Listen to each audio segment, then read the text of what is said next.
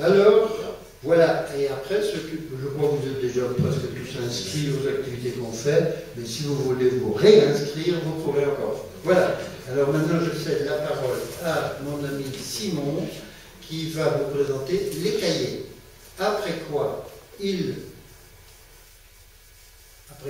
tu présenteras directement ton programme de l'automne, et on vous présentera une vidéo, et on vous écoutera vos questions.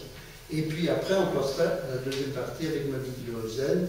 Tout ça au pas de course de manière à terminer à 10 heures, si c'est possible. Merci d'être venu et à tout à l'heure.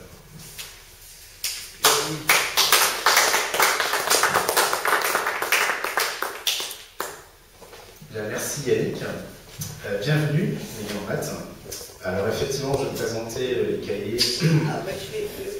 Donc ils reprennent un peu les 10 séances de l'automne 2012 et du printemps 2013. Donc ça a été effectivement créé, l'Université populaire, l'année dernière au mois de septembre. Donc effectivement, ça fait 1 an maintenant que cela existe. Et donc on propose un cycle automne 2013, printemps 2014. Alors les cahiers, c'est cela. Donc 10 textes, donc c'est les séances en fait résumées sous la forme de 5-6 pages. Et puis il y a effectivement un DVD qui présente chaque séance. Donc il y a une petite introduction de 3 à 5 minutes sur le DVD qui présente la séance, ainsi que les textes et divers documents. Donc pour retracer un petit peu le contenu, lors de l'automne 2012, donc on est parti de la pensée de Descartes.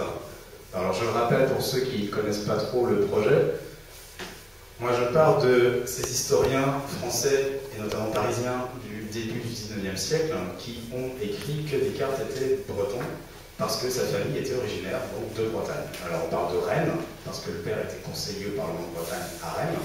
On parle de Vannes, parce qu'il y avait de nombreux neveux et nièces de Descartes qui sont nés à Vannes, et de Nantes également, puisque le père de Descartes s'est remarié avec la fille du maire de Nantes de l'époque, Jean Morin. Donc Descartes breton, ça a été très documenté dans les années 1820-1840, et puis ça a disparu, notamment à la fin du 19e siècle. Et j'ai souhaité en fait, reprendre cette idée-là en suivant en fait, la démarche de quelques intellectuels anglais, allemands et américains qui s'intéressent au parcours de Descartes. Donc parcours existentiel, mais aussi parcours philosophique, puisque Descartes c'est un philosophe. Donc à l'automne 2012, on s'est intéressé à 5 notions chez Descartes. Alors vous les avez ici. La première, c'est la notion de réflexion. Donc en philosophie, on commence par réfléchir, c'est-à-dire faire retour sur son expérience. On s'est intéressé ensuite à la notion de perception, donc une notion importante chez Descartes. En un troisième temps, on s'est intéressé à la notion d'existence.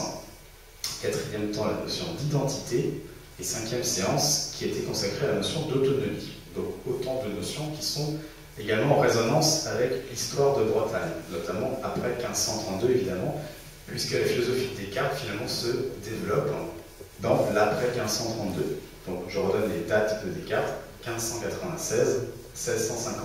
Et Descartes est décédé en Suède. Alors au printemps 2013, c'est la deuxième partie donc, des cahiers, nous sommes intéressés aux lecteurs de Descartes, donc les grands lecteurs de Descartes au XVIIIe siècle, notamment l'Irlandais Berkeley. Alors Berkeley c'est un Irlandais, il a lu Descartes et il s'est intéressé à l'expérience. Alors il y a eu une séance consacrée à cela. On s'est intéressé également à Hume, qui est un Écossais, Hume qui a également lu Descartes, et qui a écrit son premier livre à la flèche où a étudié Descartes. Donc vraiment entre la Bretagne et le Royaume de France. Et chez Hume, on s'est intéressé à la notion de causalité. C'est ensuite, on a approché la pensée de Locke, donc John Locke, grand penseur britannique, mais né dans ce qui était l'ancien Pays de Galles.